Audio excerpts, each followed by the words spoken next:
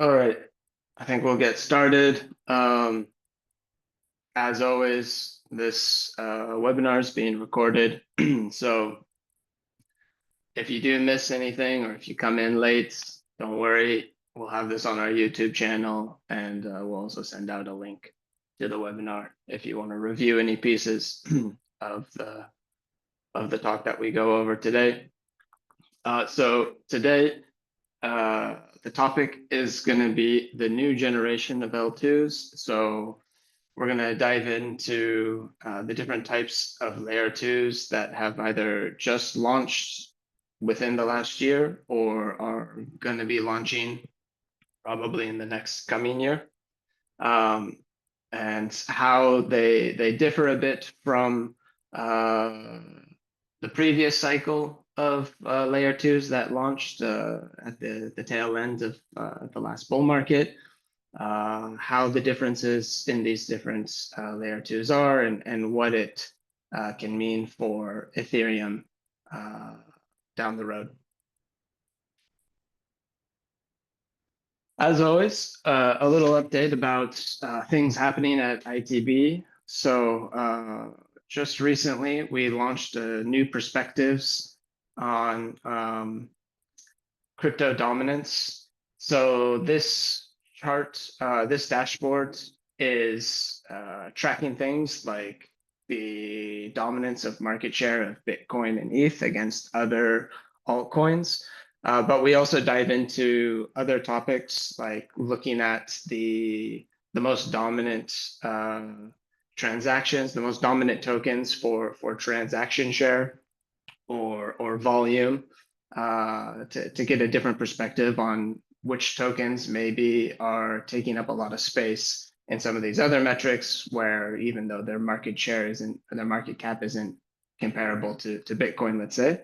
And also looking into the TVL of different protocols by their sectors. So liquid staking tokens, lending, DEXs, and showing how the top 5 protocols in each of these sectors compares to the rest of that field.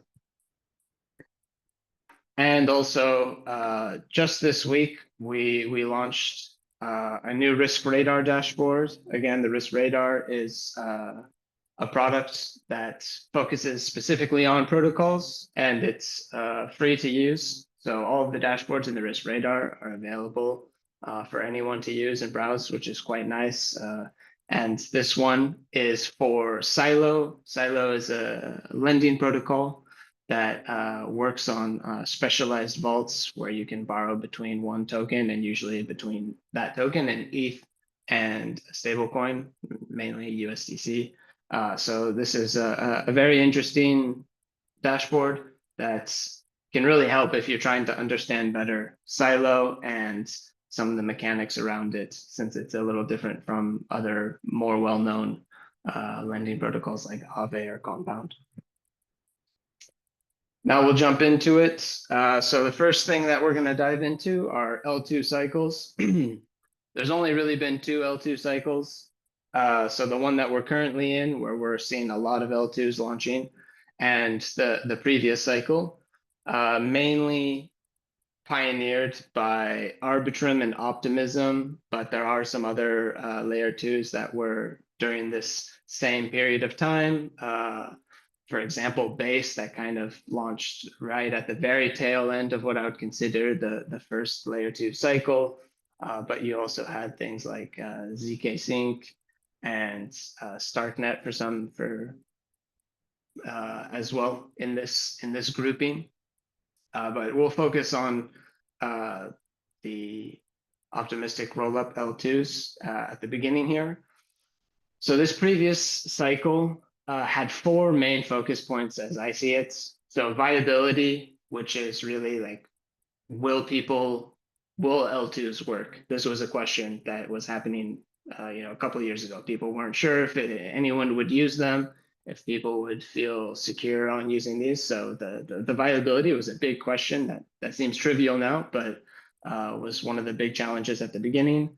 Bridging kind of ties in with viability. Are people going to be willing to bridge their assets from mainnet to go to these other L2s for the benefit of costs. So the lower costs that you can get on these rollups through cheaper transaction fees, which was a hot topic when these L2s were launching because gas on Ethereum was pretty wild and people were spending $50 to $100 on a transaction. And then finally, kind of encompassing the first three is adoption. Were people going to use it?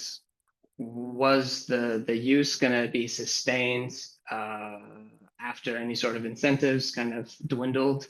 And not just from the user side, but also developers. Were developers going to adopt building on these L2s? Because at the point of this cycle, all of the activity was on mainnet. So it was a big risk for developers to spend time building on something where they weren't sure if they were going to attract users on that front.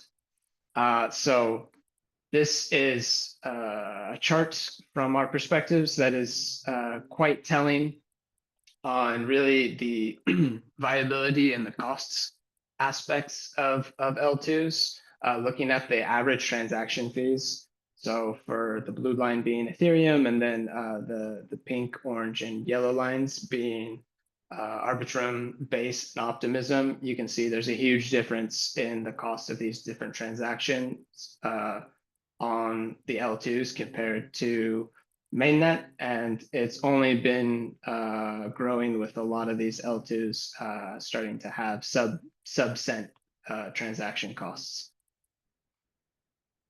Continuing with this, some other charts to emphasize where the L2, the first L2 cycle had a lot of success is active addresses, and then a metric that we use at ITB called adoption rate, which is looking at addresses that it's their first transaction compared to all other active addresses during any given time period.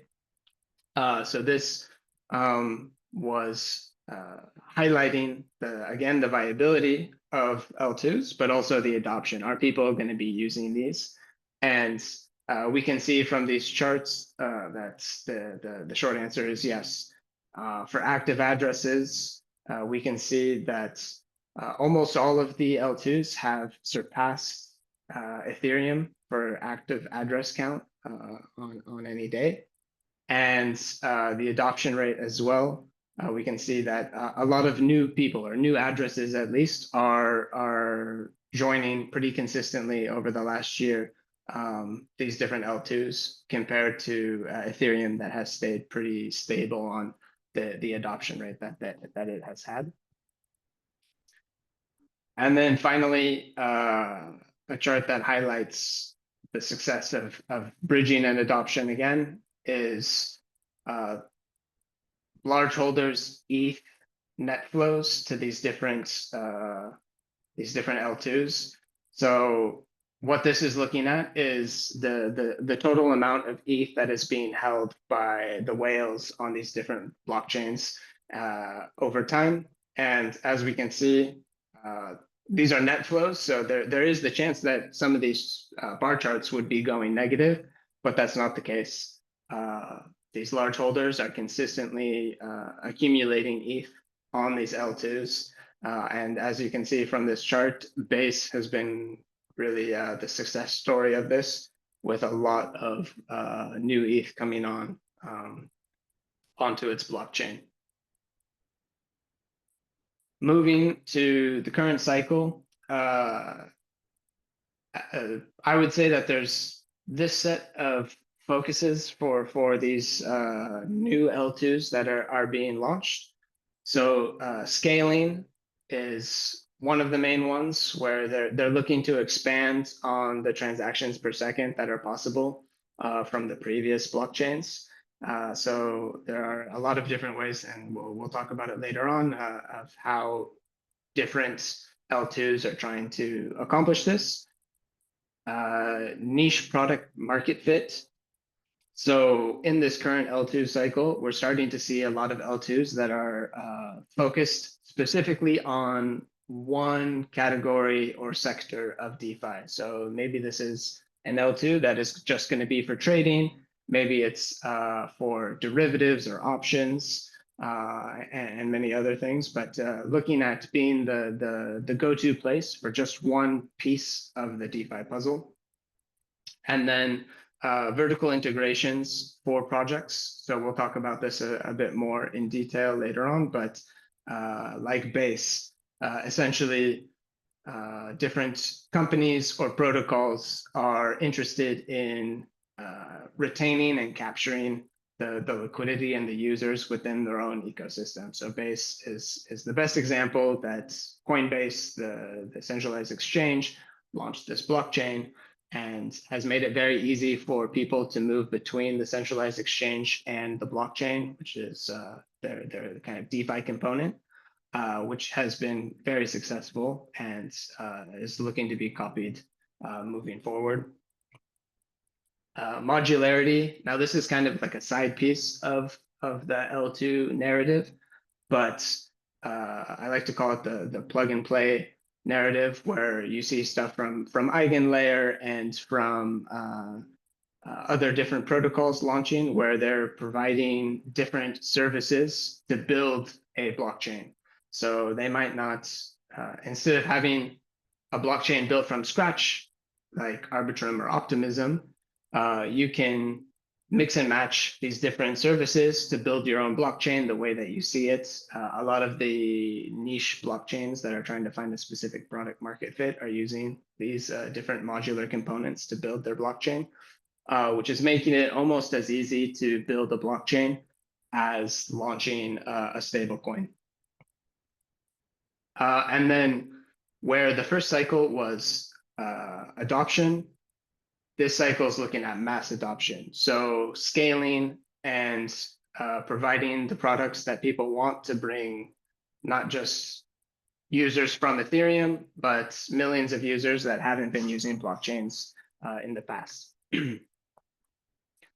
So now we'll dive into the evolution of L2s. We'll start at Denkun, the Denkun upgrade, because I think this is where we see kind of the explosion of the L2 space. So in the Denkun upgrade on Ethereum, there was EIP 4844, which brought blob space to blocks. And so this is a dedicated space within the block, each block on mainnet for L2s to post their data to. And so this has made it significantly cheaper for the L2s to post the data to the mainnet because they're not competing with all of the other transactions that are happening on mainnet, like swaps and trades and everything. And with this reduced transaction costs, you can see with this gray dotted line here on these charts that there has been quite an explosion in transactions on these chains. So a lot of adoption to be on the chains rather than on mainnet. So the transaction market share for Ethereum, you can see, was near maybe like 60%, and it has shrunk to close to, or I mean, it was maybe 40%, 30% of total transactions. And now it has shrunk to maybe 10 or 15% since Denkun, which happened in March of this year. And then the number of transactions you can see, especially Coinbase, have exploded after this launch. And something continuing on from the previous cycle.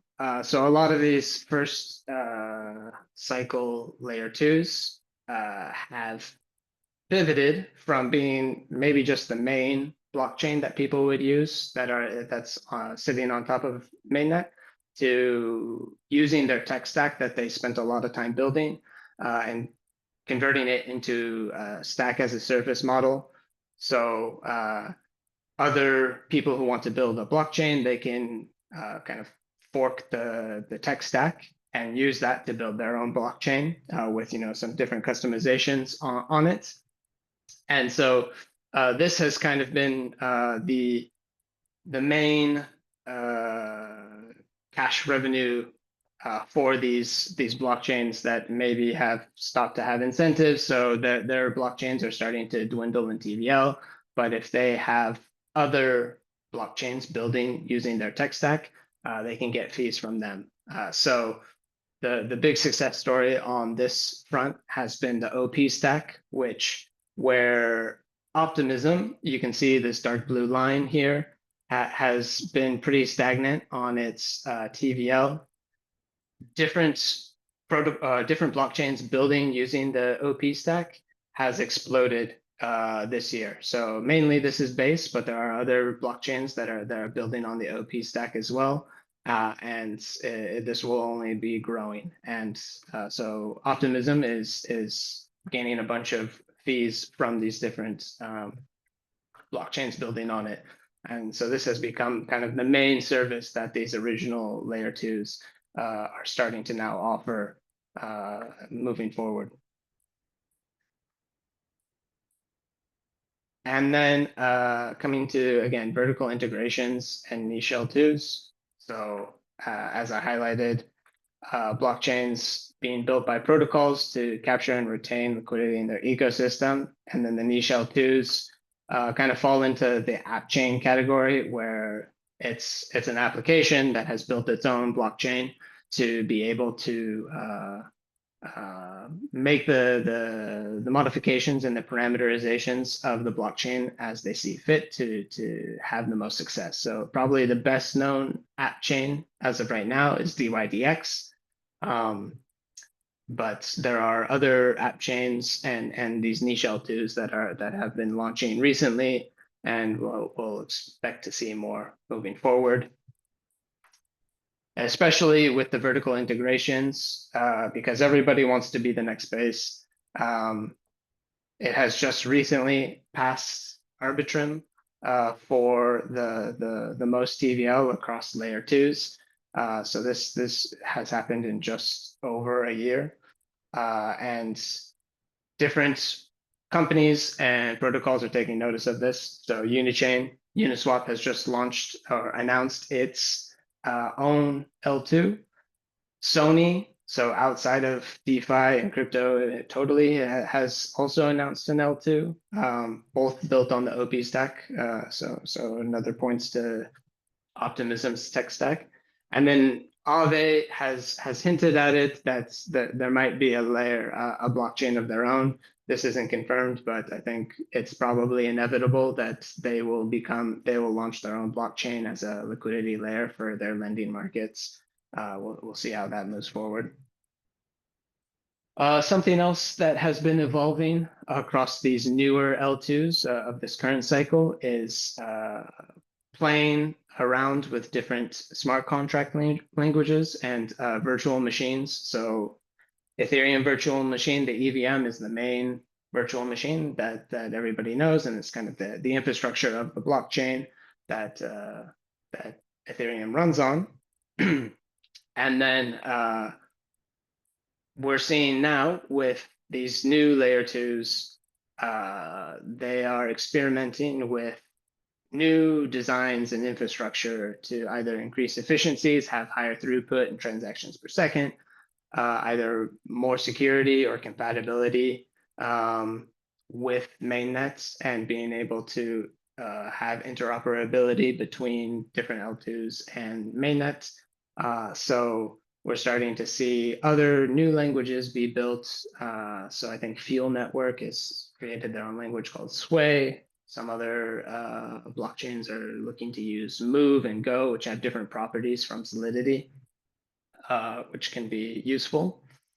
And the idea is that Solidity has a steep learning curve. It's only used in crypto, but some of these other programming languages are more widely used outside of crypto. And so this can help onboard more developers and also build new apps that maybe couldn't be created with Solidity.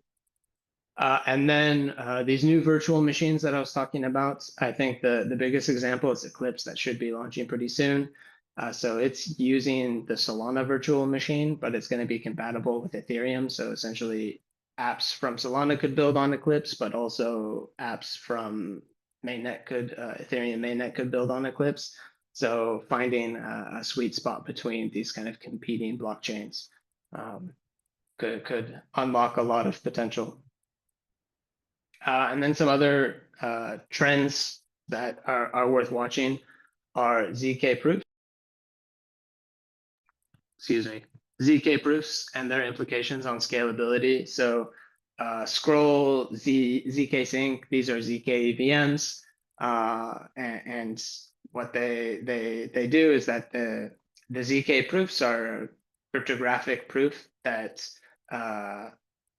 is different than like an optimistic rollup, where there's this challenge period for an optimistic rollup, and that's why it takes 7 days to bridge back from optimism to mainnet.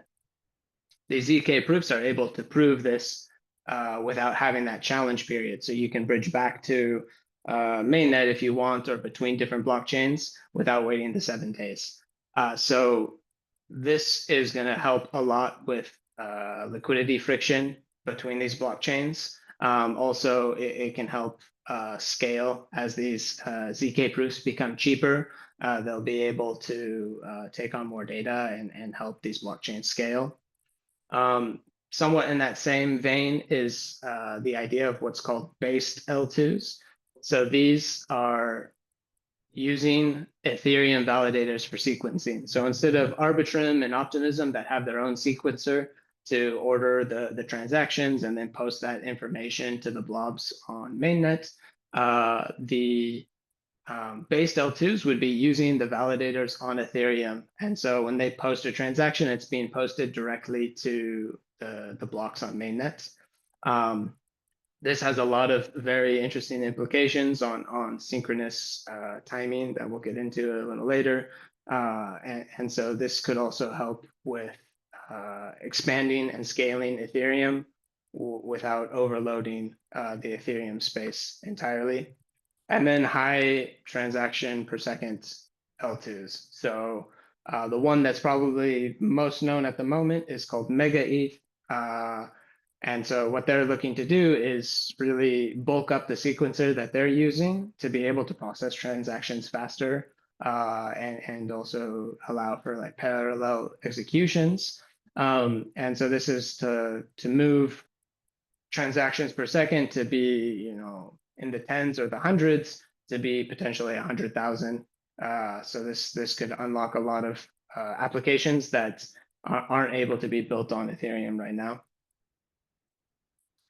And then the side story that I mentioned earlier is this modularity. So these modular components are going to make it very easy to launch blockchains. EigenLayer and the AVS ecosystem and all the restaking is going to play a huge role in this, allowing these different protocols within the EigenLayer ecosystem to provide services to new blockchains and even have AVS L2s, so and the whole blockchain that's built within the EigenLayer ecosystem. And then it also can help with interoperability for user experience and the user interface. So users could potentially be unaware of what blockchain they're using when they're making swaps between different assets or lending. So this is also something that will be incorporated more into the L2s as we move forward. What does it all mean for Ethereum? So, how does Ethereum, the blockchain and the token play a role or gain value from this? It can be hard to, at the moment, there's a bit of growing pains for Ethereum. One of the biggest ones is liquidity fragmentation. So this is a chart looking at DEX liquidity across blockchains, the L2 blockchains. And we can see that the amount of liquidity on Ethereum mainnet has been decreasing, especially after the Dencun upgrade. And there have been a bunch more L2s that are trying to capture that liquidity. And so this means for especially very large users and whales, it becomes more difficult if they want to do something on an L2. There might not be enough liquidity to make the swap that they want to do. And so this has a lot of friction for users, not just whales, but even smaller users, trying to bridge the right tokens and make sure that you can do swaps and not have slippage and negative economic impact to your portfolio. Yeah, this death by a million chains is definitely a real thing. If the liquidity fragmentation continues, it's going to be very hard to kind of unify that and not have every chain with just $100,000 of every asset. This is just a small snapshot of some of the different L2s that are going to be launching or have launched. But as I said, there's 1,000 maybe that could be launching in the next year. And so liquidity fragmentation will become exacerbated as this moves forward. UI and UX for users and developers. So this is a quick little look at if you're trying to move forward, or like you connect with MetaMask and you need to connect to a network. You can see from here that this isn't even all the networks, but you could have all of these different networks that you need to figure out how to connect to, have the right RPC to access. So for users, it becomes quite hard.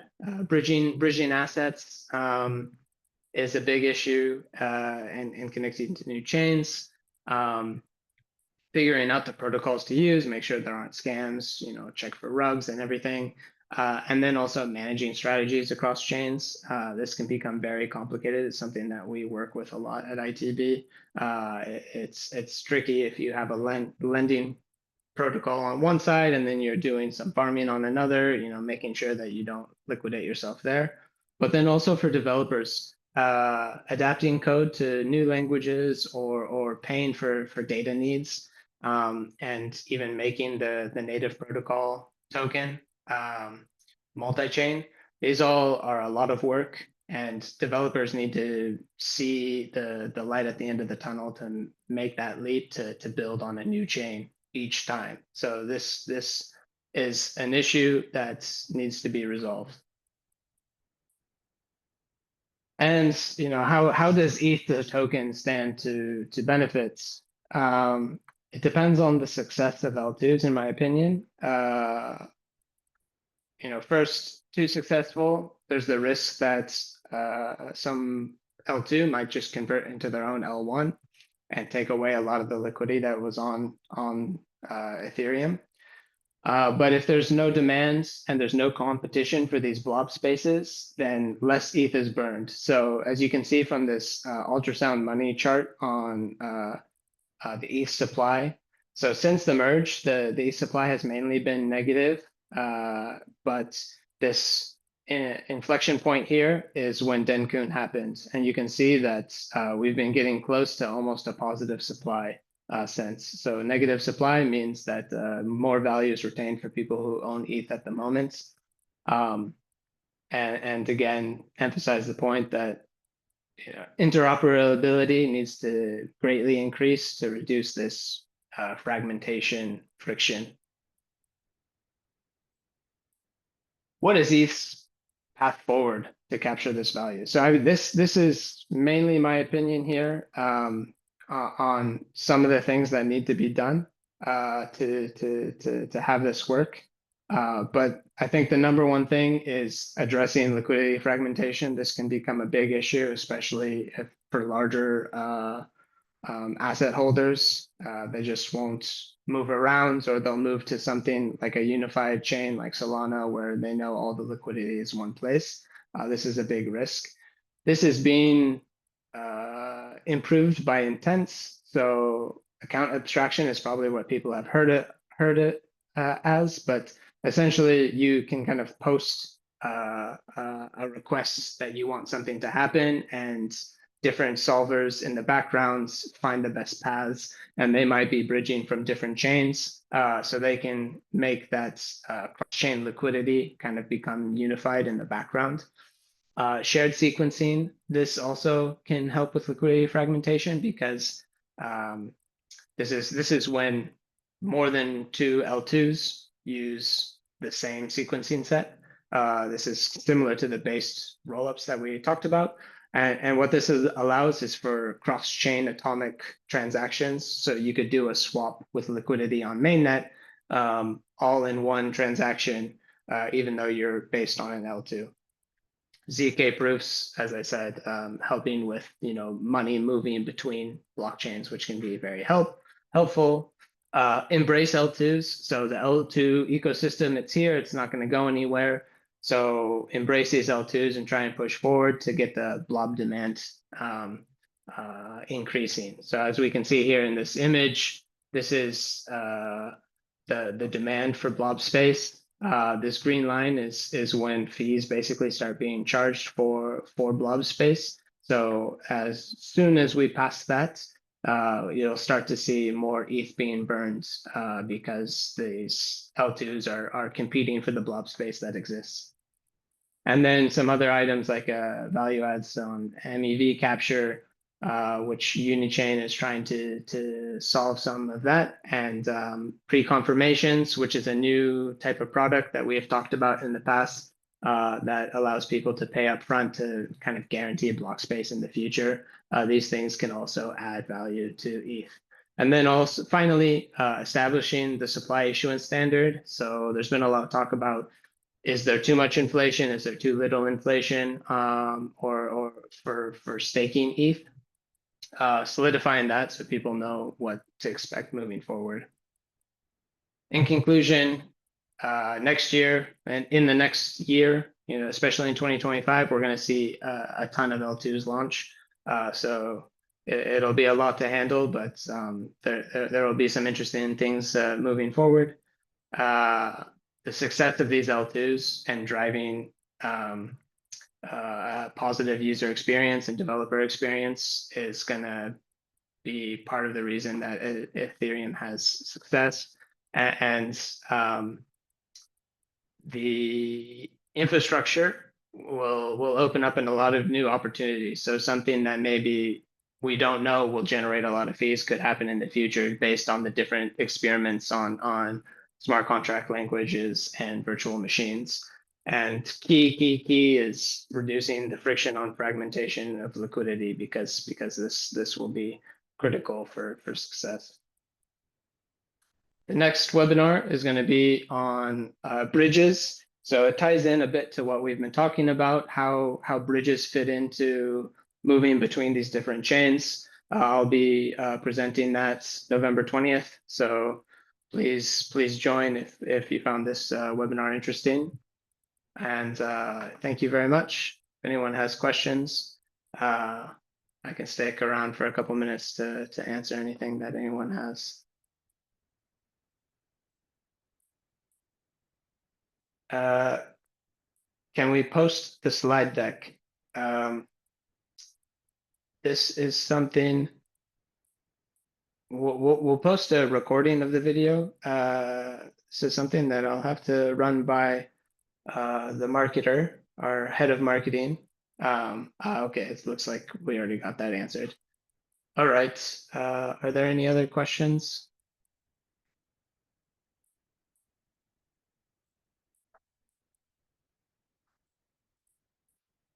Yeah, for everybody that's raised their hands, if you want to either ask a question in the chat or in the Q&A, that way I can answer questions that you might have.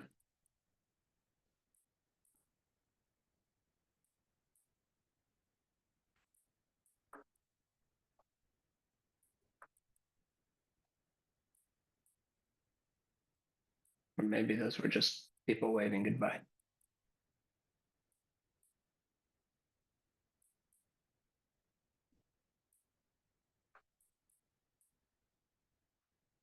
All right, well, seems like I've answered every, oh, here we go. We have a couple questions.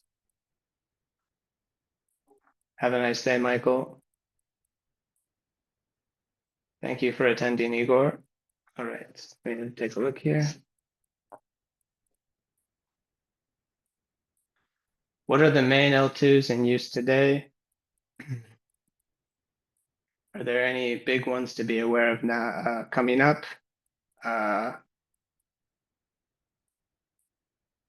that are similar to the ones that are in use today. Yeah. So in terms of L2s that are in use today, L2 beat.info is a great spot to get some information on this. But yes, Base, Arbitrum, Optimism are easily the biggest ones. You've been having some that see a lot of increase in TVL, and then everybody's waiting for a airdrop, and then once the airdrop happens, TVL decreases a lot. So for unfortunately ZK Sync, this was something that happened there, is that they had, I think, near or over $1 billion in TVL, and then the airdrop happened and all of that liquidity left. That doesn't mean that it won't be a blockchain that has success in the future, but sometimes as they kind of build up, they have a token launch and then it drops off. Scroll as well is another big blockchain, at least TVL wise. And then upcoming ones, I think Eclipse is one that is quite interesting just based on its infrastructure. If it has success, it will have a lot of success. And I mean, let me come back to the list here. Some of these base rollups, they could be quite interesting as well. And I think the biggest one that hasn't launched, that's only just been announced, is Uniswap. There's a lot of questions on what sort of value it will bring, and also will it pull liquidity from everywhere else if somehow pools on a Uniswap DEX on Unichain are incentivized and other pools aren't. So this one is definitely one to watch out for, I would say. Have the other exchanges announced their own blockchains? Yes, OKX has X layer, I think is what it's called. It's I think in testnet, so expect to see it soon. And then there is something called Morph L2, which is its own L2, but it has a partnership with several centralized exchanges. And so I assume that there's going to be some reduced friction between bridging from those centralized exchanges to the Morph L2. Morph L2 hasn't launched yet, but this is one I can think of. But I wouldn't be surprised if other ones pop up. Of course, there's Binance, which is the original centralized exchange that built a blockchain, but it wasn't an L2. But yeah, these are ones to keep an eye out for. Am I seeing growth in Avalanche? It ebbs and flows. I think there is a pretty large gaming push on that front. I haven't tracked it in as much detail as a lot of the DeFi, but if Avalanche becomes the gaming blockchain, this would be huge. Because if you can capture gamers, this is a way to bring exciting activity to the blockchain.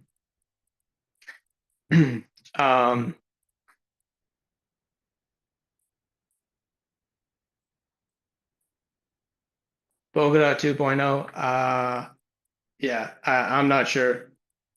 Polkadot has had a lot of issues. I mean, they had a really great idea at first, but the auction for the parachains, I think, is where they went wrong. We'll see if they somehow integrate either into Ethereum more, or if they redesign their infrastructure to have more adoption. I wouldn't be against it. I think it would be a very interesting setup. Security of L2s. Yeah, security of L2s. This is hacks. This is always the case.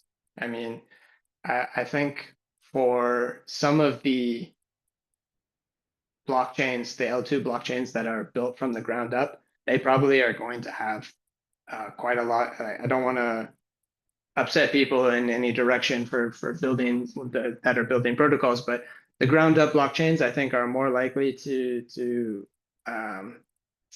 be secured or more secure, let's say, where if you're a blockchain that is building with a bunch of different components, you're basically only as secure as your weakest component. So this can be trickier as from a user to understand, are they taking their data from EigenDA or Celestia?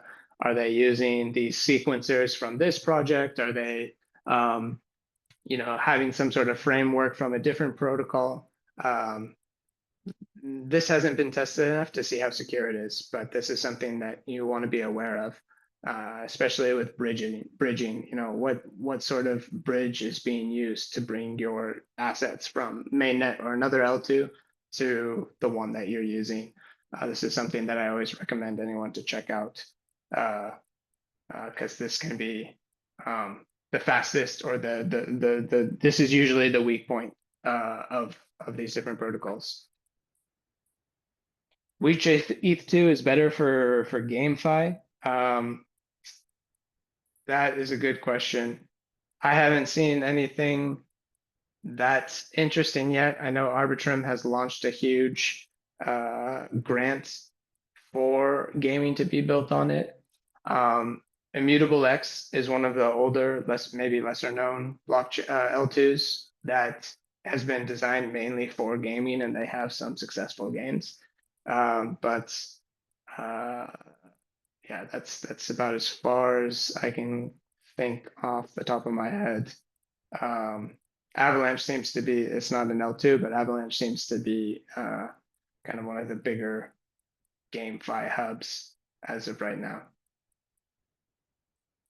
Do you see Layer Zero playing a bigger role for ETH in the future?